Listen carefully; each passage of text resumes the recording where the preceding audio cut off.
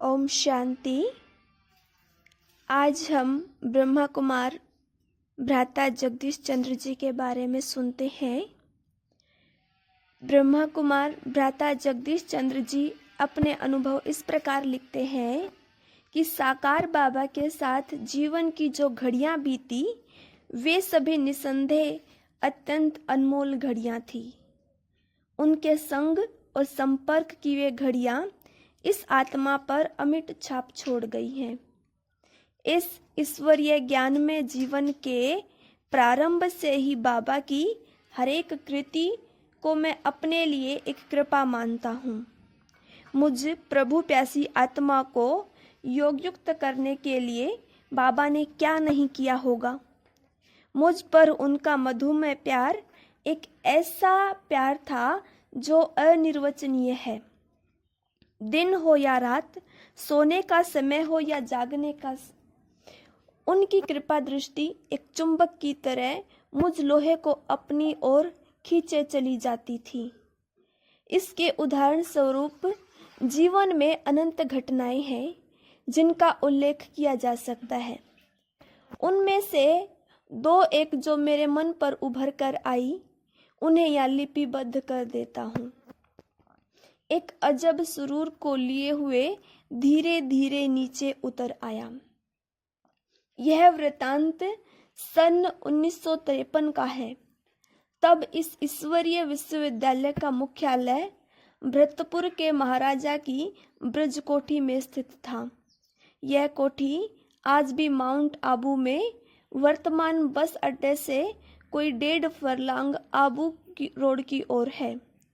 उस कोठी के एक हिस्से का नाम था सरदारी क्वार्टर्स। उसके ऊपर की मंजिल में बड़े बड़े कमरों में बहुत बड़ी बड़ी चारपाइयां ही पड़ी थी। एक दिन की बात है कि रात्रि को बाबा उस कमरे में लेटे हुए थे और वे ईश्वरीय जीवन, ईश्वरीय ज्ञान इत्यादि की मीठी मीठी बातें हम 5-7 उपस्थित जनों से काफी देर तक बड़ी सहृदयता और बड़े वात्सल्य से करते रहे। उन बातों से आत्मा को बड़ा सुख अनुभव हुआ और उनको सुनते सुनते योग की ऐसी स्थिति हुई कि मन करता था श्रीमुख से यह चर्चा होती रहे, ताकि ये आत्मा आज पूर्णतः धुलकर योग की उच्चतम पराकाष्ठा का पारावार पाले। इतने में ही जो वरिष्ठ बहनें मेरे साथ बैठी थी, उन्होंने कहा, जगदीश भाई अब चलो, बाबा को आराम करने दो, काफी देर हो गई है। मैं मन महसूस कर रह गया। अपने प्रियतम के आराम में खलल कैसे डाल सकता था। बाबा ने मुस्कुराते हुए चितवन से कमल नयनों को विशेष आभा देते हुए मेरी ओर निहारा और मैं उस चित्र को मन के फ्रेम में जड़कर वहां से प्रस्थान करने लगा। एक विचित्र दशा थी। मन जाना नहीं चाहता था, बुद्धि जाने का निर्णय देती थी और टांगे इस असमंजस में थी कि वह मन की बातें माने या बुद्धि की। लाचार चल रहा था, परंतु चलते समय भी ऐसा अनुभव था कि आज पांव पृथ्वी पर नहीं है, छत पर भी नहीं है, बल्कि मैं स्वयं को प्रकाश के एक समुद्र में विदेह अवस्था में अनुभव करता था। एक अजब सुरूर को लिए हुए धीरे धीरे नीचे उतर आया। नीचे कुछ कमरे थे जिन्हें धोबी क्वार्टर कहते थे, क्योंकि वहां 2 कमरों में कपड़े प्रेस करते थे। उसके निकट ही कई खाली कमरे थे। मैं उसी ओर बढ़ रहा था, क्योंकि उस रात्रि को मेरे शयन की वहां व्यवस्था थी। जब मैं बाहर आकर चल रहा था तो चांदनी की सफेद छटा छिटक रही थी। उसने मेरी उस प्रकाश में स्थिति को और बल दे दिया। इतने में मैं अपने कमरे तक आ पहुंचा। वहां आकर कुछ देर अपनी चारपाई पर इसी मस्ती में बैठा रहा, क्योंकि उस स्थिति में नींद का तो नाम ही नहीं था। आखिर कब तक बैठा रहता। उसी कमरे में वहीं लेट गया। अपनी आंखों और अपने कानों पर भी एतबार नहीं हो रहा था। परंतु बाबा की वह तस्वीर भुलाए नहीं भूलती थी। उस मौन चित्र से मेरे मन में ऐसे आवाज आती थी, बच्चे, ये तुम्हें विदा कर रहे हैं, तुम इन्हें जाने दो और अभी तुम चले जाओ, फिर मैं तुम्हारे पास आऊंगा। बस यही अव्यक्त आवाज भीतर के कानों में गूंजती रही। वही मुस्कान भीतर की आंखों के सामने आती रही और वही बंद होठ कुछ बोलते हुए सुनाई दे रहे और वही नयन कुछ इशारे करते हुए महसूस होते रहे। इस अजब हालत में समय गुजरते पता भी नहीं चला, परंतु सोचने से ऐसा लगा कि तब रात्रि के 12:30 या 1 बजे का समय होगा, क्योंकि लगभग 11 बजे तो मैंने बाबा के यहाँ से प्रस्थान किया था। इतने में देखता क्या हूँ कि अकेले बाबा उस कमरे में मेरे सामने आ खड़े हुए हैं और प्यार से पुचकार कर कह रहे हैं, क्यों बच्चे, नींद नहीं आ रही? बाबा को देखकर मुझे बेहद खुशी भी हुई और साथ साथ मुझे अपनी आंखों और कानों पर भी एतबार नहीं हो रहा था। मैंने थोड़ा उठने की कोशिश की कि बाबा की ओर बढ़ूं, परंतु बाबा ही मेरे सिरहाने की ओर बढ़े और मस्तक पर हाथ रखते हुए बोले, बच्चे, अब सो जाओ, फिर सुबह मिलेंगे। काश मुझे वह शिष्टाचार भी नहीं आया कि उठकर बाबा के कमरे तक साथ चला जाता, परंतु यह बाबा का ही प्रभाव था। बस यादों में खोए हुए मुझ पर धीरे धीरे नींद ने अपनी चादर डाल दी। बस इसके बाद जब प्रातः उठा तो रात का वो दृश्य फिर याद हो आया और मैंने सोचा कि हमारे बाबा शिव बाबा के माध्यम होने से दोनों किस प्रकार हमारी याद से अपनी याद का तार जोड़ते हुए और किस प्रकार वह करुणा कर एक नाचीज बच्चे के याद करने पर उसके प्यार की डोरी से खींचे चले आते हैं और अपने वृद्ध हस्तों से उसे दुलार देकर सुलाते हैं। यह सब तो अनुभव की बात है, परंतु इससे यह भी तो स्पष्ट हुआ कि ज्ञान और प्रेम की डोरी द्वारा बाबा से याद के तार कैसे जोड़ी जा सकती है। इसलिए ही तो मैं जगा रहता था। इसी प्रकार के अनुभव कई बार हुआ करते थे। मैं पांडव भवन में पहले जब कभी भी जाया करता था तो नए भवन का कुछ हिस्सा बन जाने पर मेरे रहने की व्यवस्था प्राय उसी कमरे में होती थी जिस कमरे में अभी निर्वैर भाई रहते हैं।